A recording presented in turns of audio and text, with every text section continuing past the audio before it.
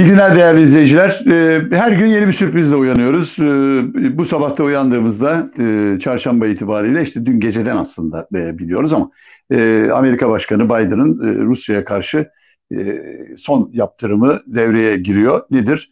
Rusya'dan hiçbir şekilde petrol ya da doğalgaz alınmayacak. Şimdi bu alınmayacak dediği zaman ben almayacağım mı yoksa kimse almayacak mı? Alanın canını yakarım anlamına mı geliyor? Bunları önümüzdeki günlerde göreceğiz. Çünkü orada tam bir netlik yok. Ama yani alınmasını istemiyor. Bu Avrupa için tabii daha geçerli ama Türkiye'de işin içinde. Şimdi bakın son zamanlarda çok garip olaylar yaşamaya başladık. Öncelikle bir iki hemen saptamamı söyleyeyim. Dün Dünya Kadınlar Günü'nde yine İstanbul'da kadına yönelik dehşet şiddet uygulandı. Neden? Çünkü iktidarın karizmasının bozulduğunu düşünerek Taksim ve çevresinde kadınlara nefes aldırmayacağını ilan etti. Ve dün sabahtan itibaren inanılmaz bir tempoda bütün emniyet teşkilatını ne kadar polis varsa karakol polislerine kadar çevik kuvveti, özel kuvveti, sivil polisi, osu busu herkesi seferber ettiler ve bir taraftan Galata Köprüsü'nden itibaren işte Karaköy Unkapanı yollar kesildi. Öbür taraftan ta Nişantaşı Harbiye kavşağından başlayıp Taksim'e doğru olan her yer kapatıldı. Bariyerler kuruldu. Kabataş'tan çıkışlar durduruldu. Metro seferleri durduruldu. Tünel çalışmadı, finiküler çalışmadı. Falan falan falan. Nedir? Kadınlar orada bir yürüyüş yap. Ona rağmen bakın bir avuç kadın da olsa seslerini duyurdular, çıktılar, bayrak salladılar, dayak yediler, itildiler, kakıldılar ama yaptılar. Ne kazandı iktidar? Hiçbir şey kazanmadı. Ama şunu yapıyor. Bütün toplumun önünde diyor ki bana karşı çıkanın kafasını ezerim. Kadın, çoluk, çocuk dinlemem kardeşim. Kadın da olsa döverim, söverim, ezerim, her şeyi yaparım. Şimdi böyle bir şey var. Şimdi geliyorum bunun arkası kötü gelebilir diye olayları. Şimdi dün Tayyip Erdoğan Ankara'da kadın muhtarları topladı. Kadınlar günü ya, işte kadın muhtarlarla yani sanki işte hesapta pozitif ayrımcılık yapıyorlar da işte kadınlara bir değer vermiş gibi oluyor. Orada böyle bir sürü kadın artık böyle çılgınca alkışladılar Tayyip Erdoğan'ı filan. Tayyip Erdoğan çok önemli bazı şeyler söyledi. Bakın mesela doktorlara dedi ki gidersen git kardeşim dedi. Ben dedi genç çocuklar yetişiyor herhalde o işte imam hatiplerden falan mezun olanların hepsini tıplara mı yerleştirdiler nedir? Biz o çocuklara yaparız dedi. Tabii şunu unutuyor şu anda tıp eğitimi çok kötü veriliyor.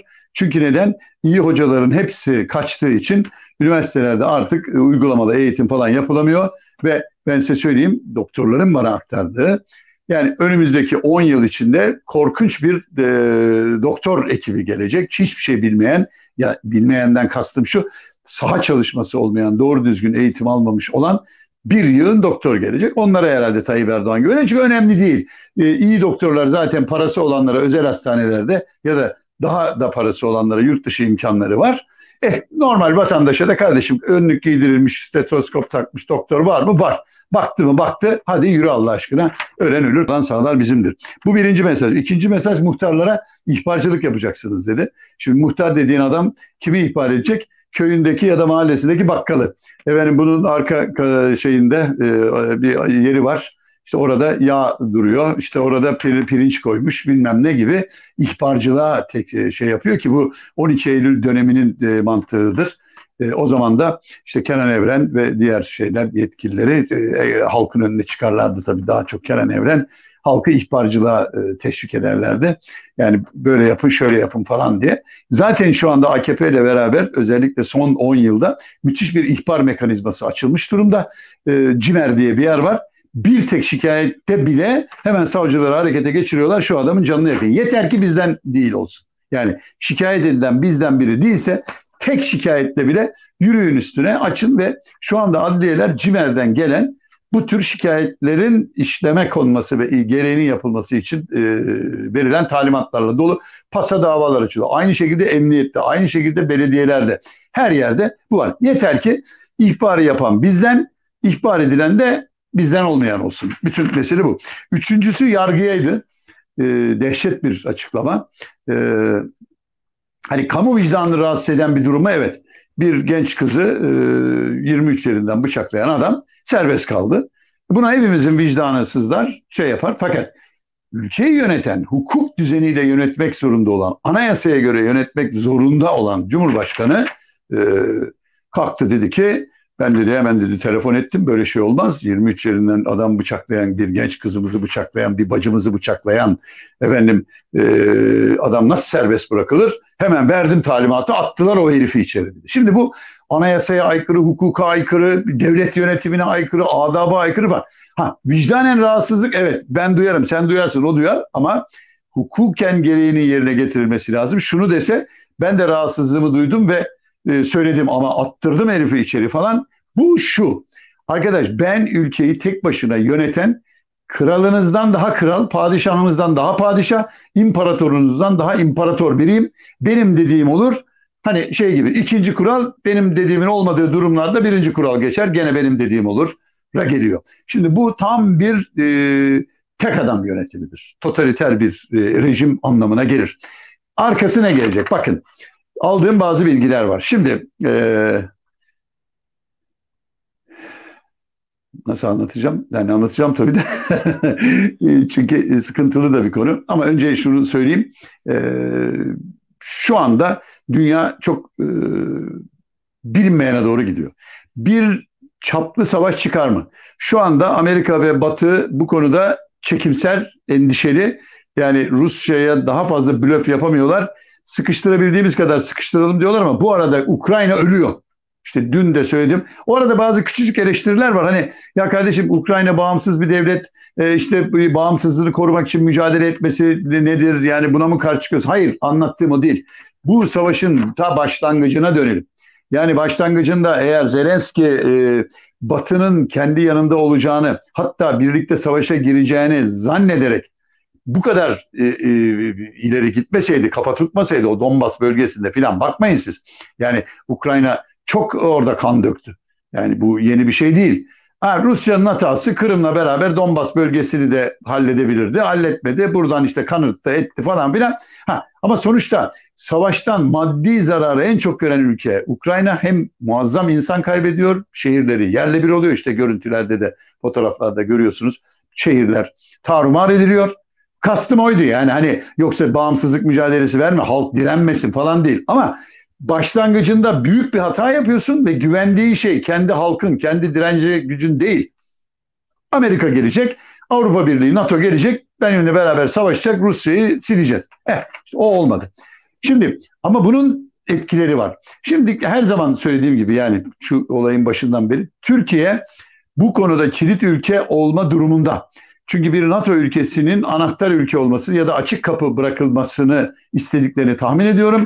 Çünkü Tayyip Erdoğan'a böyle bir görev verildi. Fakat Tayyip Erdoğan'ın bunu kaldırması mümkün değil. Çünkü neden? Bu olayı uluslararası çapta barışı sağlayan, bu konuda efendim bir irade ortaya koyan adam olmak yerine bu konuyu içeride gücünü arttırmak ve ya bir baskın seçimle ya da hiç seçim yaptırmadan ömür boyu başkanlığını garantilemek için kullanmak istiyor. Sorun burada. Şimdi bunu yapabilmek için içeriği düzgün tutması lazım. Bakın, şey karın doyurmaz. Yani barışı biz sağladık. Efendim işte arabulucu olduk. Zelenski ile Putin'i masaya oturttuk. İşte Antalya'da toplantı yaptık. Tamam, bunlar alkış alır falan, hatta prim de yapar ilk başlarda, ama savaşın getirdiği yan etkiler Türkiye'nin canını okuyor. Yani bu kelimeyi kullanıyorum, kusura bakmayın. 7. gündür üst üste her gece zam yapılıyor ve artık o kadar şey oldu ki yani bu gece de zam geliyor. Bu gece de zam geliyor. Bir dakika arkadaş, yani ya bunu bir kere de yap. Yani 25 yapacaksan yap 25'i. Herkes bilsin. Yani böyle adamı kanırta kanırta yapmanın ne alemi var? Ha, şu küçük küçük yaparak ve psikolojik bir şey uygulamaya çalışıyorlar. Yani ahali, görüyorsunuz değil mi? Dışarıda bu oluyor. Ben bunları yapmaya mecburum. Yani şeyi kapatmak durumunda. Bugüne kadar olan bütün zamlardı, aşırı fiyat artışlarıydı, enflasyonu tutamama, faizi tutamama, doları tutamamanın hepsinin aslında tek sebebi var. Bu iktidarın ekonomiden anlamaması, bu iktidarın tamamen olaya hep duygusal bakması ve muazzam bir paranın ortadan yok olması sonucu yaratılan ekonomik hasar tablosu bu. Fakat imdada yetişti. Yani Ukrayna krizi imdada yetişti. Şimdi toplumun bir bölümüne bunu pompalıyorlar. Ne diyorlar? İşte kardeşim, yani görmüyor musun? Petrol 40 dolardan 120 dolara çıktı. Ben ne yapayım şimdi? Görünüşte haklı mı? Haklı. Vatandaşın bir bölümü, yani AKP'ye körü körüne bağlı, kendini de dindar gören bir kesim şimdi bunu yapıyor. Bakıyorum bugün bütün ne kadar yandaş medya varsa sarayın adamları hepsi şey vaziyette. Efendim işte böyle bir durumda kim dayanabilir? Bütün dünya böyle, Avrupa böyle. Yani dün akşam taksiye bindim. Garibim şey zannediyordu. Almanya'da 5 euroya çıktı zannediyordu. Tabii çarpıyor abi, 100 lira olmuş diyordu şey benzin. Sonra arabayı kenara çekti. Aç dedim, bak bak 1,82. Yani 5 euro diyor. Şimdi bunları, bu yalanları söylüyorlar, vatandaşın bir bölümü inanıyor. Fakat bütün buna rağmen Türkiye'de artık %60'lara varan bir muhalif damar var. Ve bu muhalif damar gerçeği görüyor. Aptal değil, kandırılmıyor. Yani ona söylediğin zaman, efendim Almanya'da euro benzin 5 euro oldu. İngiltere'de raflar boşaldı. Amerika perişan. Enflasyondan yıkılıyorlar. Biz gene Türkiye'de iyi idare ediyoruz. Efendim bu arada da işte dünya barışını biz sağlıyoruz. Kilit ülkeyiz, kalıyoruz, buyuz. Bunları yemiyor. Yemediği için de iktidar sıkıntıda. Saray müthiş sıkıntıda. Bu sesin kesilmesi gerekiyor. Şimdi aldığım bir bilgiyi söyleyeyim. Bunu nasıl yorumlayacağız bilemiyorum. Birkaç avukata da sordum çünkü bunu doğrulatmak çok zor. Şöyle zor. Yani hapishane müdürleri hiçbiri konuşmuyor zaten. Yani birini aradım sabahleyin. Dedim ki böyle böyle, fakat yani yetkili bulamıyorsun zaten. Karşıda çıkmıyor. Birkaç avukatı aradım. Dediler ki evet, benim bir tanesi dedi ki mesela benim bir müvekkilim dedi bir şeye gönderildi. Evet. Nedir onu söyleyeceğim. Efendim İstanbul, Ankara ve İzmir'deki cezaevlerinde çok ciddi nakiller olmaya başlamış. Nedir? Büyük aman. Yani 100 kişiyi alıyorlar buradan, işte Niğde'ye gönderiyor, Ağrı'ya gönderiyor, efendim Kayseri'ye gönderiyor, Sivas'a gönderiyor, Kütahya'ya gönderiyor falan, cezaevlerine dağıtıyorlar. Yani yer boşaltıyor. Şimdi bunu bana aktaranlar ki Adalet Bakanlığı'yla falan yani o af geliyor, Apo'yu da belki çıkaracaklar diye ilk bilgileri verenler gene söylüyorlar. Bu koşullarda bir cezaevlerinde bir boşalma sağlanıyor büyük kentlerde. Ve buradan endişe şu. Hükümet savaştı ya da başka bir şeydi, ekonomik krizdi, işte yok bu, yani o yağ olayında Tayyip Erdoğan'ın bu kadar öfkelenmesi, vay efendim şöyle yapıyorlar, böyle kim olduklarını bilmiyoruz. İşte bir darbe, yani saraydan bir darbe dediğim bu 15 Temmuz falan değil, yani darbe kelimesini başka bulamıyorum da ondan, bir balyoz indirme.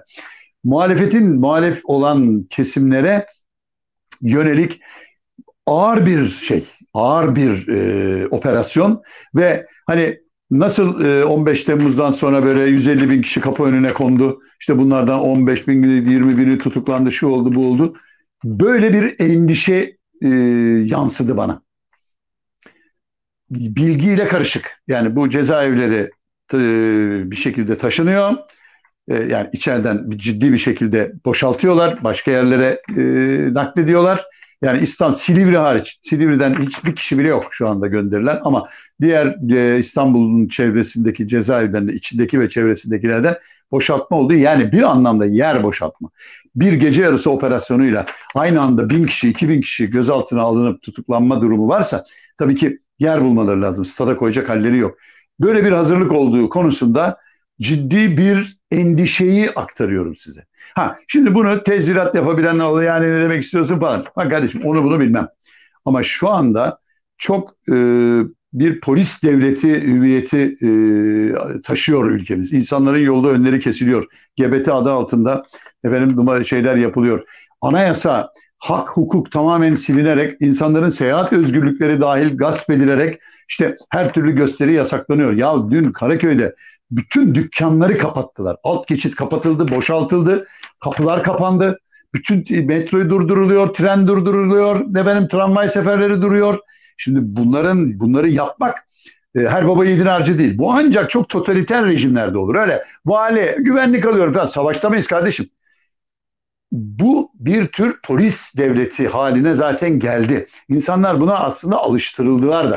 Gidin adliyenin önünde görüntü çekemiyorsunuz. Taksim'de yürürken kamera çalıştırırsanız hemen başınıza 3 tane 4 tane polis geliyor. Bir yerde durdunuz, 5 kişi eğleştiniz, hop üzerinize. Yani güvenlik adı altında her türlü şeyde işleniyor. Diyeceğim, uzatmak istemiyorum. Bir endişe var. Türkiye bir olağanüstü hal rejimine girebilir ve bunun sanki hazırlıkları böyle. Çünkü bu iktidarın mermi bitiyor. Yani dış güçler, efendim oradaki petrol krizi, buradaki bilmem ne krizi, işte yağ gelmiyor, Putin'le şu oldu, ülkemizde savaşa falan. Bu yüzden oluyor bütün bunlar. Bir yere kadar, ama bir yerden sonra bunu tutamayacaksın. Yani peynirin, zeytinin, reçelin, yağın, unun, şekerin fiyatları 3'e 4'e katlamaya başladığı zaman toplumu tutamazsın. Tek yolla tutarsın: aşırı güç kullanarak, o hal ilan ederek ve o hal şartlarını uygulayarak, o zaman işte herkesi susturursun. Böyle günlere gitmememiz dileğiyle diyorum. Bugünkü sohbetimiz bu kadar. Gelişmeleri daha sonra size aktarmaya devam edeceğim zaten. Hoşçakalın.